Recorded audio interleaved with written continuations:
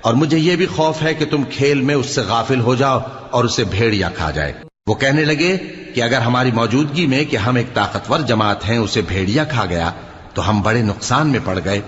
غرض جب وہ اس کو لے گئے اور اس بات پر اتفاق کر لیا کہ اس کو اندھے کنویں میں ڈال دیں، اور ہم نے یوسف کی طرف وحی بھیجی کہ ایک وقت ایسا آئے گا کہ تم انہیں ان کے اس سلوک سے آگاہ کرو گے اور ان کو اس وحی کی کچھ خبر نہ ہوگی۔ اور یہ حرکت کر کے وہ رات کے وقت باپ کے پاس روتے ہوئے آئے، کہنے لگے کہ ابا جان، ہم تو دوڑنے اور ایک دوسرے سے آگے نکلنے میں مصروف ہو گئے اور یوسف کو اپنے اسباب کے پاس چھوڑ گئے تو اسے بھیڑیا کھا گیا، اور آپ ہماری بات کو گو ہم سچ ہی کہتے ہیں باور نہیں کریں گے۔